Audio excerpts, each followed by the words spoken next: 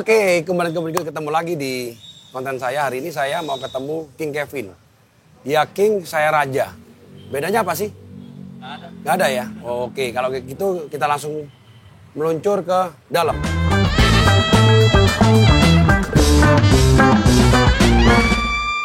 Mana orangnya nih? Kamu bukan King Kevin? Halo Mas. Ini dia orangnya. Thank you banget waktunya ya. Terima kasih lo datang di Planet Gadget. Iya nih, ternyata keren banget. Gue sampai kedinginan. AC-nya dingin banget nih. Iya. Ya kan, thank you. Kita langsung Thank you. Boleh. cos ya? Cos. Oke.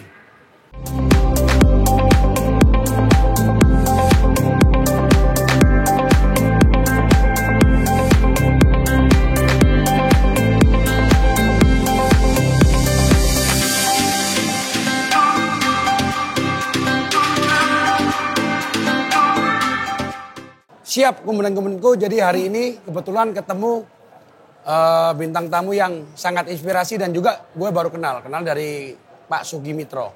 Nah ini dia. Terima kasih Pak Bas. Kobas. Koko Bas. Iya, jadi awet muda terus kok. Siap. Ini King Kevin. King, Kevin. saya Raja IT. Raja IT ya. Jadi sama ya? Gadget, King of Gadget. Thank you IT waktunya. sama gadget harus bersatu. Ya, makanya bisa kolaborasi ya? Iya, siap. Oh, ini kan thank you banget waktunya diundang di tempatnya yang selalu kayak gini di mana aja. Saya tahunya Planet Gadget itu di Bali. Kalau di Bali kalau lewat itu selalu lihat di Tengkumar ya, itu aja. Pasar ya. Itu kayak flagship lah ya. Iya, siap. Ya kan? Iya, tapi sebelum masuk ke situ, ini kan sebagai pengusaha, boleh nggak sih ceritai flashbacknya? Katanya dulu kalau nggak salah lulusan SD. Oh boleh dong. Ya, Benar? Iya, benar itu? benar. Terus katanya dulu pernah jadi karyawan juga? Iya benar. Boleh nggak ceritain ke teman-teman ini? Jadi saya tuh orang tuanya divorce dari kecil, kemudian saya ikut paman ke Bali umur 11 tahun. Nah, saya sekolah kelas 6 SD. Nah, ternyata paman saya cuma ngasih sekolah sampai 1 tahun itu aja. Selebihnya disuruh kerja.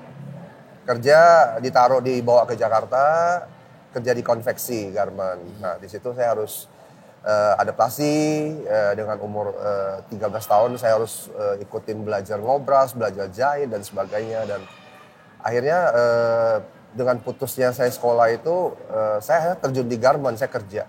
Jadi awalnya di garment itu ya?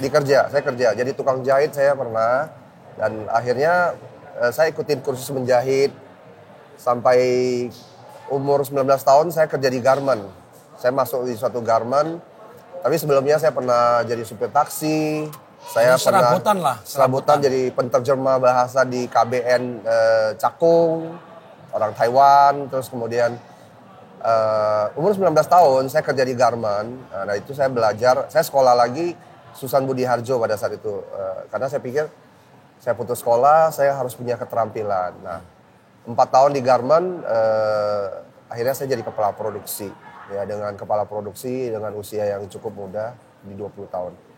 Nah, kemudian karena saya karena saya kredit rumah itu dan kemudian umur 23 itu gaji saya nggak cukup. Saya bilang sama bos, bisa nggak saya ditambahkan dari 1.100.000 ke 1.500.000? Bosnya bilang nggak bisa. Lalu ya saya pikir saya harus balik ke Bali. Saya saya pengen memulai usaha di Bali, gitu sih. Oh, jadi 23 itu awalnya itu ya, karena tidak dikasih tambahan duit. Betul, ya. Nah saya bersyukur Pak, kalau pada saat itu saya dikasih naik gaji. Mungkin nggak ada lagi Planet Gadget. Kemungkinan saya nggak ada Planet Gadget hari ini. Oke, terus habis itu ke Bali itu. Ke Bali umur kurang lebih tadi 23 tahun. Nah itu kok tiba-tiba usaha apa dulu awalnya? Apa langsung di handphone? Jadi enggak. Jadi latar belakang pada saat itu, paman saya memang grosir pakaian dari Tanah Abang, Kulakan, grosir. Nah, saya ini pengen ikutin jejaknya. Lalu memang kita dari keluarga Chinese, Medan, memang kita nggak disupport. Karena beliau-beliau ini takut kita jadi saingan kemudian hari ini. Akhirnya saya berpikir, karena saya satu hal sih, saya nggak mau dihina orang, ya itu yang selalu menjadi pada awal saya berusaha, saya nggak mau dihina orang karena jadi orang susah itu nggak enak, jadi orang miskin itu nggak enak, ya. Bagaimana kita bisa lepas dari jeratan kemiskinan. Jeratan kemiskinan ini, keterpurukan ini. Nah akhirnya saya coba ke Tanah Abang, saya bikin buku cek, giro, saya bikin NPWP. Sampai di Tanah Abang itu dulu saya lebih kurus dari ini, lebih kurus dan untungnya ada sebuah toko itu dia mau terima cek saya. Dia kasih hutang 3 bulan pada saat itu. Nah akhirnya bajunya saya mulai jualan di Bali. Saya mulai dari motor, saya kredit mobil pickup, terus kemudian saya masukin ke semua pasar-pasar. 1 tahun kemudian saya ambil toko. Nah, di tahun 98, dari tahun 96 itu saya mulai usaha baju, 98 saya sudah bisa beli rumah. Saya 96 masih kuliah. Masih kuliah ya? Iya, udah. Ya, jadi saya kalau ibarat buah tuh matang di karbit. Kalau koko kan ikutin ya prosesnya ya. Prosesnya tapi proses saya terlalu lama. Kalau ini kan perjuangannya. Kalau saya oke aja ada support orang tua. Kalau koko aku lihat kan perjalanannya benar-benar dari nol. Terus habis itu gimana aku? Nah akhirnya setelah berkembang itu, nah teman-teman baju berkembang, kita sudah punya rumah. Tapi satu hal saya masih never stop to learning. Saya pengen belajar. Saya lihat orang jual beli mobil, pada saat itu om saya, kita jual beli mobil yuk. Saya pikir baju ini sudah jalan, kalau jual beli mobil itu kan bukan hal yang terlalu sulit ya. Karena jasa lah ya. Jasa ya, bisa kita iklan di rumah pada saat itu. Nah saya coba lakukan itu di 1 tahun itu, ternyata jalan. Tapi memang harus bolak-balik ke Jakarta, kadang cari mobil itu agak susah. Nah di tahun 99 itu yang menarik adalah anak saya diundang ulang tahun lah cerita sama temannya. Nah, sahabat saya ini dia jualan gadget. Nah, pada saat itu kita namanya ponsel lah, handphone atau selular lah. BBM atau PPS. Iya. Zaman itu masih. Betul. Ya, 96 itu saya 96 belum ada handphone 96. 9 itu masih udah mulai Samsung, Siemens. Iya, betul. Handphone masih Siemens. Belum ada Nokia itu. Iya. Sony Ericsson. Iya, yang masih. Betul. Flip. Oke, terus? Nah, akhirnya saya pikir ini gadget ini menarik ya. Selular ini menarik gitu. Saya tertarik banget karena selain kita bicara alat telekomunikasi, ini kayak bisa long term nih. Iya. Secara manusia ini pasti akan make terus menerus gitu. Jadi tahun itu udah mikirin kok ya? Saya udah mikirin, wah ini suatu industri yang menurut saya never stop gitu loh. Setiap manusia pasti membutuhkannya. Nah akhirnya saya memulai dari toko yang kecil, kemudian salah lokasi lagi. Di mana itu waktu di Bali? Di Kuta. Jadi Kuta itu kan tempat pariwisata. Iya. Malah saya buka handphone di daerah situ gitu loh. Jadi jalannya juga agak masuk ya. Iya. Nah karena jujur to be honest ya, bisnis itu egois. Kita tanya teman kadang kan ngasih taunya nggak mau yang sebenarnya kadang nanti bisa niru. Bisa niru ya, mungkin ya. Kejeblos kan ya udahlah salah lu sendiri ya. Tapi satu hal yang menarik, saya jualan handphone 4 bulan, buka di Kuta itu saya pernah menyerah. Jadi dalam sejarah saya pernah menyerah. Tapi yang luar biasanya saya menyerah itu cuma 1 hari. Jadi saya tutup tokonya, saya offer aksesorisnya saya jual. Jual ke teman saya yang handphone itu. Iya. Lalu si teman bilang ya udah, saya bilang nggak bisa ngajarin saya nih. Dia bilang sorry ya Kev, aku cuma bisa kasih tahu kulitnya aja. Tapi dagingnya itu cari sendiri. Nah akhirnya setelah saya jual semua kepada teman ini, saya pulang. Nah, pada saat itu saya naik motor. Ada satu hal yang menarik. Saya mendapat suara hati, kalau saya bilang itu suara Tuhan juga boleh. Ya. Tuhan itu bilang sama saya, Kevin, itu cukup jelas. Kenapa orang lain bisa? Kenapa lu nggak bisa? Lalu saya bertanya pada diri saya sendiri, benar juga ya. Kenapa dia bisa? Kenapa aku nggak bisa ya? Ini pasti ada masalahnya, bukan masalah di orang lain, tentunya masalah di saya sendiri gitu. Nah, akhirnya besoknya itu hari itu pun saya cari lokasi lagi. Saya riset, oh ternyata kemarin lokasi salah. Saya harus buka di, kalau ibarat mau mancing ikan, mau ngambil ikan harus di tengah lautan dong. Jangan kalau kita di got ya dapatnya ya ikan jibut kalau bahasa Jawa. Ikan jibut. Ikan cere. Ya ikan cere. Nah akhirnya saya merubah mindset itu bahwa untuk memperbaiki itu ya saya harus riset dan di lokasi yang benar. Dan akhirnya saya mendapatkan satu lokasi bekas bakar ikan. Saya telepon, oh kalau mau itu sisa 7 bulan.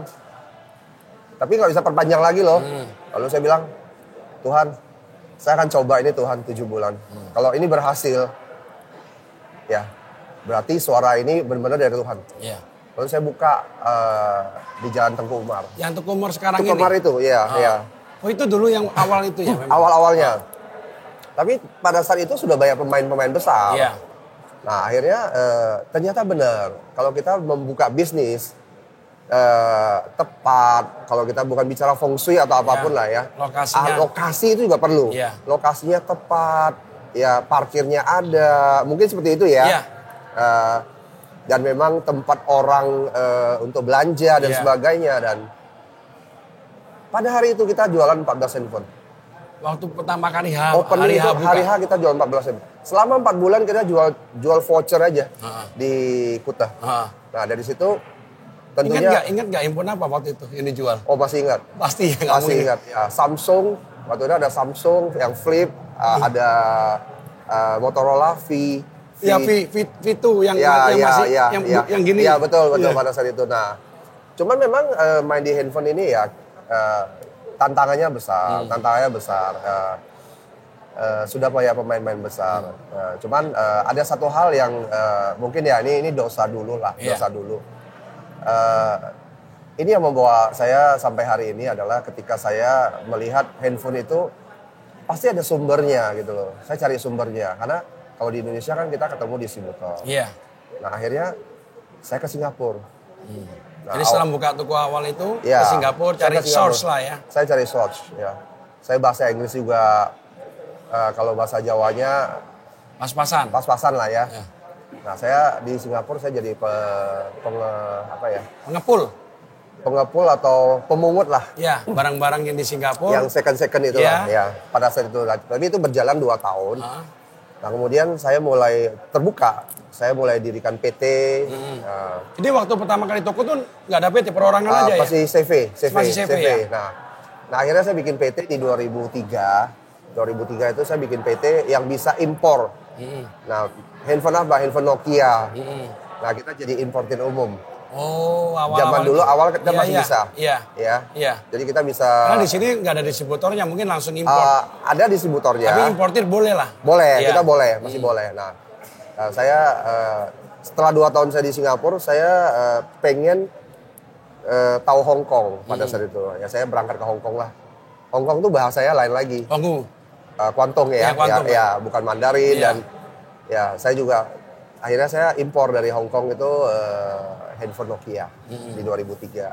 Nah, kemudian perjalanannya mungkin saya percepat dikit aja ya. Iya. Nah di 2005 saya pertama kali di Indonesia yang menjadi trendsetter megastore handphone yang punya experience lah. Ya pada zaman dulu kan Kobas kan tau lah ya, toko handphone identiknya counter kan. Counter. Kalau orang ngomong counter voucher atau counter HP? Iya, jadi orang mau beli ke counter HP. Iya, counter HP. Nah, pada situ saya merubah mindset. Saya membuat di Bali itu saya 2005 itu saya buat handphone shop namanya. Jadi saya bikin brand yang namanya gampang disebut handphone shop. Toko handphone. Ya, handphone shop. Oke. Handphone shop, Yes. ya logonya. Itu awal-awal handphone shop. Awal-awalnya. Kalau yang sebelumnya waktu lu buka pakai nama apa? Waktu itu saya masih pakai nama toko baju saya. Oh, toko bajunya apa? Ingat ya? Saya ingat banget. Ya, karena saya suka nyanyi. Jadi saya saya sering lihat nyanyinya lagu Mandarin terus. Ya, saya waktu itu tokonya namanya Toko Asia Bagus. Jangan ketawa. Jadi toko handphone namanya Asia Bagus. Asia Bagus ya. Jadi dari awal toko baju. Karena paman saya ini yang benar-benar ya saya katakan dia tidak menolong lah ya, tidak mensupport lah ya. Dia tokonya ASEAN. Wah ini saya mau harus Asia. Asia bagus loh. Asia bagus. Karena bagus bahasa Balinya juga kena gitu.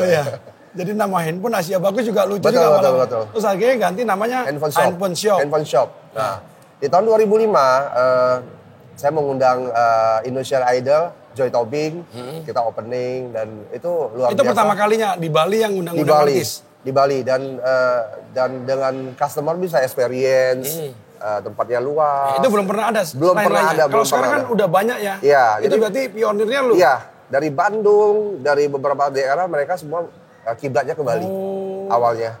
Nah dari situ mulai berkembanglah industri gadget itu, selular ini. Nah kemudian di tahun 2014 sih. Iya. Ada satu hal di 2010, 2005 kemudian 2007 saya bikin brand XP Mobile. Jadi saya ke China lagi, dari Singapura saya ke Hong Kong, saya ke China. Iya. Saya punya brand sendiri OEM, kayak pesan di pabrik. Iya, kayak ya OEM lah, ya, white OEM label, lah. white Ya, label. kita pakai label nama? XP Mobile. Iya. Ya waktu itu kita sama ST Charlie 12, kantor saya di Roxy. Ya. Nah kemudian sempat kita distributor ke seluruh Indonesia 4 tahun sebelum Android. Nah yang menarik adalah saya melihat handphone Cina itu ketika detik-detik Android itu mau keluar, ini pada rontok semua. Nah untungnya saya lebih awal stop. Jadi bisnis itu seperti ya bawa mobil lah. Iya. Ada rem, ada gas, ada koplingnya. Jangan gas terus loh. Ya, saya kemarin juga sama. Kalau saya waktu itu nggak tutup, warnet juga mati semua. Oh gitu ya? Iya. 2006 itu saya stop. Stop ya? Saya jual. Karena saya juga feeling kayak itu, mesti stop. Karena warnet bisnisnya juga seperti mungkin, diberitahu ya bahwa ini jangan lagi. Jangan gitu lagi. Ya. Mungkin Koko juga gitu ya? Iya dikasih tahu, jangan lagi ini stop dulu. Kalau mungkin itu jalan bonyok juga itu, keluar Android ya. Betul. Nah harusnya di 2010 itu saya harusnya ketika Android keluar tuh harusnya saya fokus ke retail. Retail yang membesarkan saya. Tapi pada saat itu ya ini buat teman-teman bisnis juga ya saya sedikit nakal. Dalam arti nakal itu saya nggak fokus. Pada saat itu properti cukup bagus. Di 2011, 2012, properti 2013. Nah terjunlah saya ke properti, main properti. Nah di saat itu memang banyak teman-teman semua orang panen jualan properti. Harga naik, nutup harga berapapun pada saat itu laku. Nah, ketika di 2013 akhir mau 2014 itu properti itu seperti ngelembung harga aja tapi nggak ada yang beli. Harga tinggi tapi nggak ada pembeli. Iya, nggak ada pembeli. Nah, saya juga mencoba ke bisnis yang lain dan sebagainya. Saya benar-benar nggak fokus. Tapi tetap itu jalan. Tetap jalan. Tapi nggak berkembang lah. Iya, tetap stay di situ aja. Nah, ada satu hal saya sangat menyesal di situ. Jadi ketika 2014 itu saya untungnya masih belum ada kata terlambat untuk kembali ke main bisnis yang membesar kita gitu. Nah, di 2014 itu saya konsepkan satu toko store namanya Planet Gadget. Oke. Aku kan selalu penasaran kalau seorang pengusaha kayak gue pasti kan ada ini loh. Pilih nama itu nggak sembarangan. Kenapa waktu itu Planet Gadget? Oh nggak misalnya Bumi Gadget gitu. Kok namanya keren ya loh. Kata orang apalah arti sebuah nama. Tapi nama itu adalah doa, nama itu adalah suatu mimpi. Nama itu adalah suatu konsep. Ya pada saat itu yang saya bilang di era sebelumnya di tahun 90-an orang menyebut ini adalah handphone, ponsel, HP. Terus apa lagi? Selular. Ya. Nah, mulai tren-tren kata gadget itu saya melihat ya secara worldwide ini mulai muncul kata gadget ini di tahun-tahun 2013. Tapi pada saat itu belum familiar orang. Nah, saya buat gadget ini adalah dengan satu pemikiran adalah bahwa produk yang kami jual nanti ke depan ini di masa depan bukan hanya bicara alat telepon ini aja, tapi gadget itu kan bisa bicara ke smart home yang robot-robot, bahkan CCTV, bahkan IT itu adalah gadget loh kok. Iya. Yang laptop, laptop termasuk gadget juga. Iya, Koko kan king of IT ya. Enggak lah, itu istilah itu. King of IT. Itu adalah mencakup semuanya. Jadi saya pikir kalau mau bermimpi, ya jangan tanggung-tanggung lah. Mimpi yang tinggi kalau jatuh kan masih di antara bintang-bintang. Kevin nggak bisa jalan, tambah Kobas nggak bisa jalan. Nah pada saat itu saya, walaupun hanya lulus SD, tapi puji Tuhan kita belajar terus kan Kobas ya. Saya berpikir bagaimana menjadikan bisnisnya autopilot. Tapi ada satu tulisan Mandarin. Krisis itu adalah Weizi. Kalau dibalik, jadi cihoy. Kalau katanya itu dibalik, itu jadi kesempatan. Cihoy itu kesempatan.